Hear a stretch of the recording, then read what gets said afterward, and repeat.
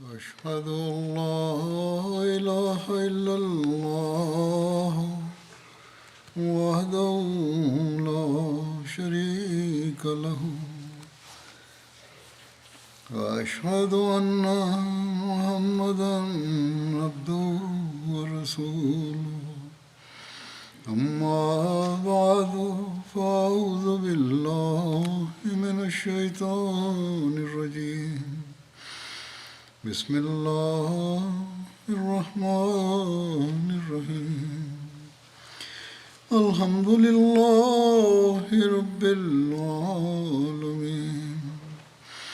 الرحمن الرحيم مالك يوم الدين إياك نعبد وإياك نستعين اهدنا الصراط المستقيم صراط الذين أنعمت عليهم غير المغضوب عليهم ولا الضالين.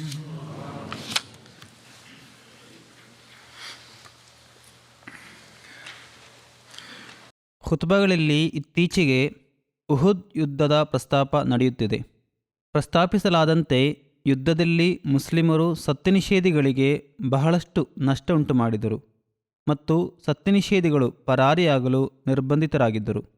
ಆದರೆ ಹಜರತ್ ಪೈಗಂಬರ್ ಸಲ್ಲಲ್ಲಾಹು ಅಲೈಹಿ ವಸಲ್ಲಮರ ಶಕ್ತವಾದ ಆದೇಶವಿದ್ದು ಪರ್ವತದ ಹಾದಿಯಲ್ಲಿ ನೇಮಿಸಲ್ಪಟ್ಟವರಲ್ಲಿ ಅನೇಕರು ಆ ಜಾಗವನ್ನು ಬಿಟ್ಟು ಕೆಳಗಿಳಿದಾಗ ಶತ್ರುಗಳು ಆ ಮಾರ್ಗದಿಂದ ದಾಳಿ ನಡೆಸಿದರು ಮತ್ತು ಮುಸ್ಲಿಮರಿಗೆ ತೀವ್ರ ನಷ್ಟ ಉಂಟು ಮಾಡಿದರು. ಇದರ ಸ್ವಲ್ಪ ವಿಷದ ವಿವರಣೆ ಹೀಗಿದೆ. ಮುಶ್ರಿಕರ ಧ್ವಜವಾಹಕರು ಒಬ್ಬೊಬ್ಬರಾಗಿ ವಧಿಸಲ್ಪಟ್ಟಾಗ ಮುಶ್ರಿಕರು ಬೆನ್ನು ತೋರಿಸಿ ಓಡಲು ಆರಂಭಿಸಿದರು. ಮುಶ್ರಿಕರು ಪರಾರಿ ಆಗುತ್ತಿರುವುದನ್ನು ಮುಸ್ಲಿಮರು ಕಂಡಾಗ ಅವರು ಮುಶ್ರಿಕರನ್ನು ಬೆನ್ನಟ್ಟುವುದರಲ್ಲಿ ಮತ್ತು ಯುದ್ಧ ಸಂಪತ್ತನ್ನು ಒಟ್ಟುಗೂಡಿಸುವುದರಲ್ಲಿ ನಿರತರಾದರು. ಅದೇ ವೇಳೆ ಯಾವುದೇ ಅವಸ್ಥೆಯಲ್ಲೂ ತಮ್ಮ ಜಾಗವನ್ನು ಬಿಡದಿರಿ ಎಂದು ಆದೇಶ ನೀಡಿ ಪರ್ವತದ ಹಾದಿಯಲ್ಲಿ ಹಜರತ್ ಪೈಗಂಬರ್ ಸಲ್ಲಲ್ಲಾಹು ಅಲೈಹಿ ವಸಲ್ಲಂ ನಿಶ್ಚಯಿಸಿದ ಬಿಲ್ಲುಗಾರರ ತಂಡ ಯುದ್ಧ ಸಂಪತ್ತನ್ನು ಒಟ್ಟುಗೂಡಿಸಲಿಕ್ಕಾಗಿ ತಮ್ಮ ಜಾಗ ಬಿಟ್ಟು ಯುದ್ಧ ಮೈದಾನಕ್ಕೆ ಹೋದರು ಎಂದು ಹೇಳಲಾಗುತ್ತದೆ. ಹಜರತ್ ಪೈಗಂಬರ್ ಸಲ್ಲಲ್ಲಾಹು ಅಲೈಹಿ ವಸಲ್ಲಂ ಅಮೀರಾಗಿ ನೇಮಿಸಿದ ಹಜರತ್ ಅಬ್ದುಲ್ಲಾ ಬಿನ್ ಜುಬೇರ್ ರಜಿಯಲ್ಲಾಹು ಅನ್ಹು ಓಡಿ ಹೋಗುವವರನ್ನು ತಡೆದರು. ಆದರೆ ಅವರು ನಿಲ್ಲಲಿಲ್ಲ. 10ಕ್ಕಿಂತಲೂ ಕಡಿಮೆ ಸಹಾಬಿಯರು ಅಬ್ದುಲ್ಲಾ ಬಿನ್ ಜುಬೇರ್ ರಜಿಯಲ್ಲಾಹು ಅನ್ಹುರ ಜೊತೆ ಆ ಜಾಗದಲ್ಲಿ ಸ್ಥಿರವಾಗಿ ನಿಂತರು. ಪರ್ವತದ ಹಾದಿಯನ್ನು ಬಿಟ್ಟು ಹೋಗಿದ್ದ ಸಹಾಬಿಯರು ಯುದ್ಧ ಸಂಪತ್ತನ್ನು ಒಂದುಗೂಡಿಸುವ ಅವಸರದಲ್ಲಿ ಇದ್ದರು ಎಂದು ಹೆಚ್ಚಿನ ಚರಿತ್ರಗಾರರು ಹಾಗೂ ಇತಿಹಾಸದ ಗ್ರಂಥಗಳಲ್ಲಿ ಮತ್ತು ಹದೀಸುಗಳಲ್ಲಿ ಬರೆಯಲಾಗಿದೆ.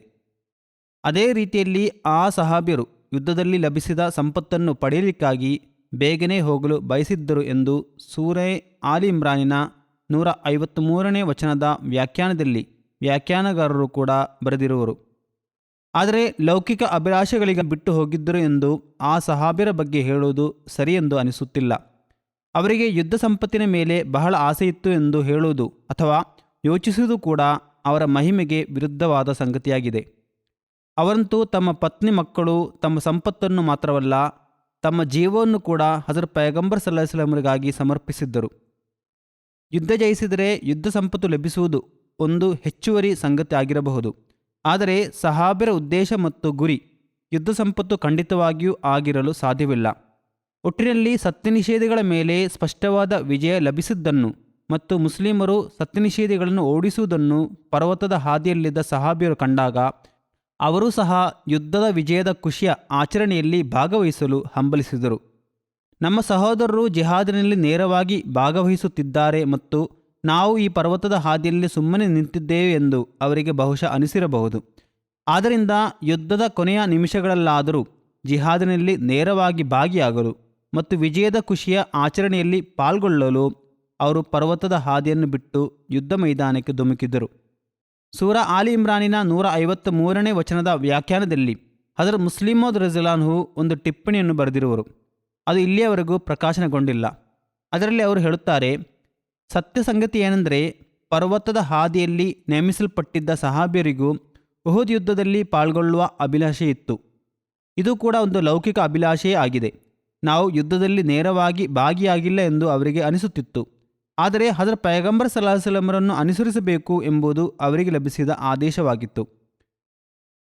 ನಿಮ್ಮ ಅಧಿಕಾರಿ ಮತ್ತು ಅವರ ಸಂಗಡಿಗರು ಪರಲೋಕವನ್ನು ಬಯಸುತ್ತಿದ್ದರು ಎಂದು ಈ ವಚನದಲ್ಲಿ ಹೇಳಲಾಗಿದೆ. ಎಂದರೆ ಅಂತಿಮ ಪರಿಣಾಮ ಮತ್ತು ಫಲಿತಾಂಶವನ್ನು ಅವರು ತಮ್ಮ ದೃಷ್ಟಿಯಲ್ಲಿ ಇರಿಸಿಕೊಂಡಿದ್ದರು.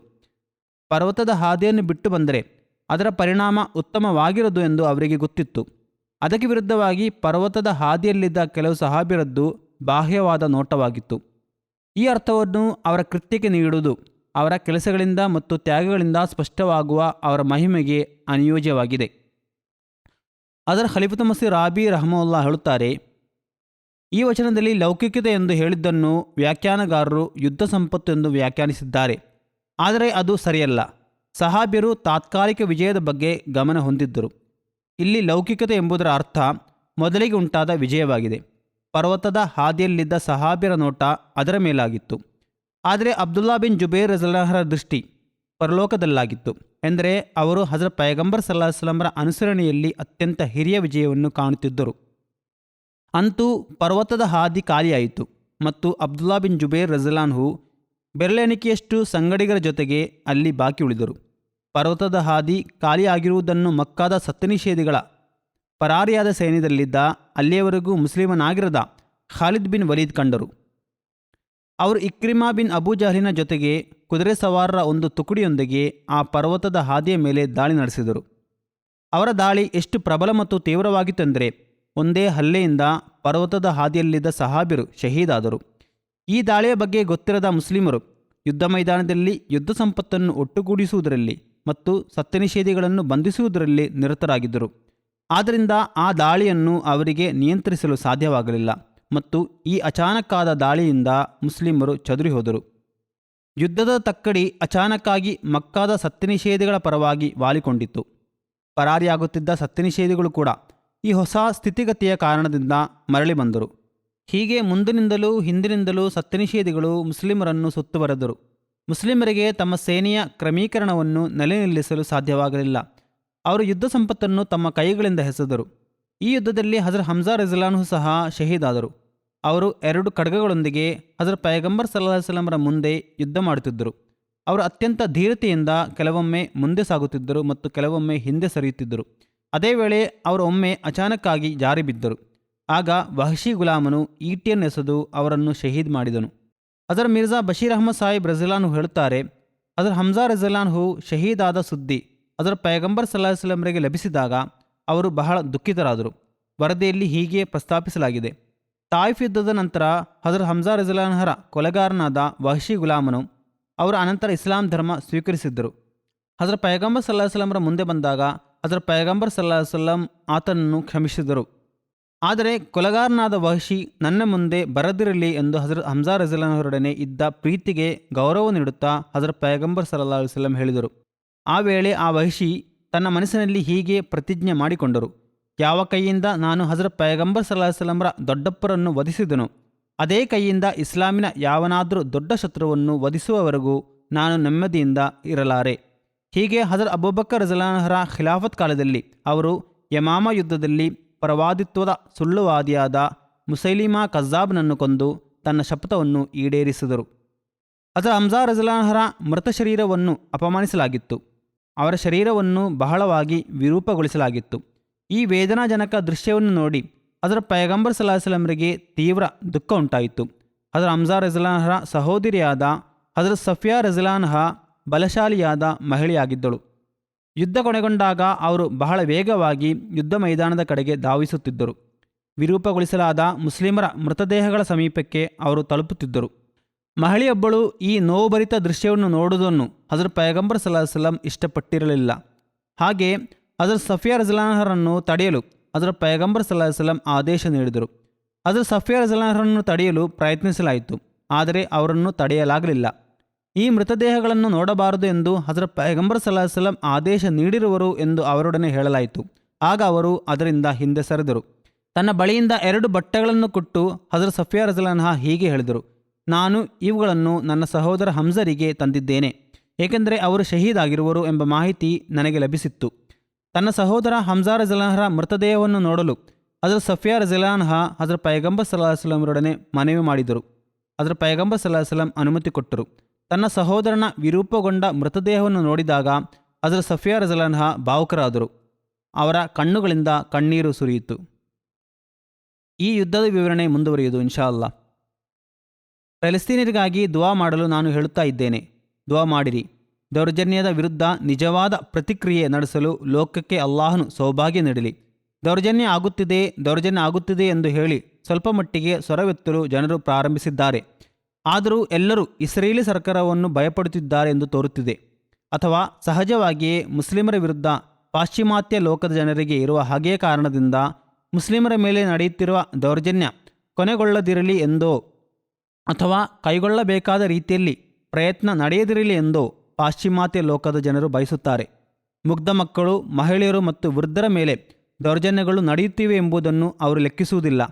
ಆದ್ದರಿಂದ ಹೇಗಿದ್ದರೂ ಅವರ ಮೇಲೆ ನಮ್ಮ ಹೆಚ್ಚಿನ ಭರವಸೆ ಇರಿಸಲು ಸಾಧ್ಯವಲ್ಲ.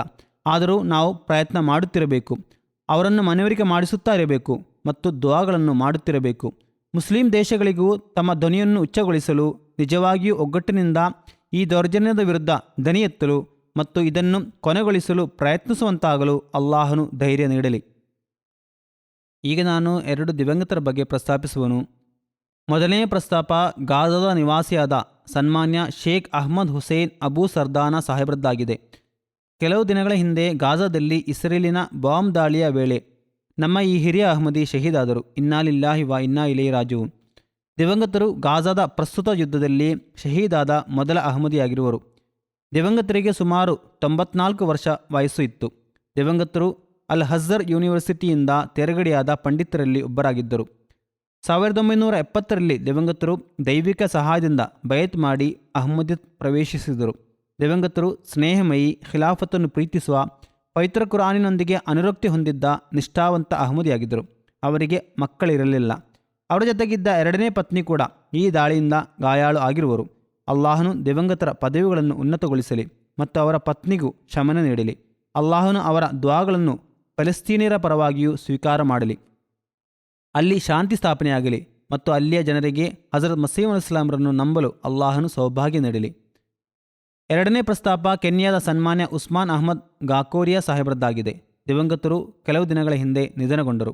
ಇನ್ನಾ ಲಿಲ್ಲಾಹಿ ವ ಇನ್ನಾ ಇಲೈಹಿ ರಾಜಿಊನ್. ದಿವಂಗತರು ಅನೇಕ ದಶಕಗಳಷ್ಟು ದೀರ್ಘಕಾಲ ಜಮಾತಿನ ಸೇವೆ ಮಾಡಿದ್ದರು.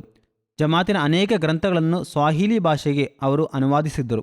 ದಿವಂಗತರು ಉನ್ನತ ಸ್ವಭಾವಿ, ಶಿಸ್ತಿನ ವ್ಯಕ್ತಿ, ತಹಜ್ಜುದ್ ನಿರ್ವಹಿಸುವವರು, ನಿಯತವಾಗಿ ಚಂದಾಗಳನ್ನು ಪಾವತಿ ಮಾಡುವವರು, ಮುಬಲ್ಲಿಗರನ್ನು ಗೌರವಿಸುವವರು, ಅತಿಥಿ ಸತ್ಕಾರಿ, ಸಾತ್ವಿಕ ಹಿರಿಯ ವ್ಯಕ್ತಿಯಾಗಿದ್ದರು. ದಿವಂಗತರ ಎಲ್ಲ ಮಕ್ಕಳು ಯಾವುದಾದರೂ ವಿಧದಲ್ಲಿ ಜಮಾತಿನ ಸೇವೆ ಮಾಡುವ ಸೌಭಾಗ್ಯವನ್ನು ಪಡೆಯುತ್ತಿರುವರು. ಅಲ್ಲಾಹನು ದಿವಂಗತರಿಗೆ ಮಗ್ಫಿರತ್ ಮತ್ತು ಉನ್ನತ ಪದವಿಗಳನ್ನು ಅನುಗ್ರಹಿಸಲಿ. ಆಮೀನ್.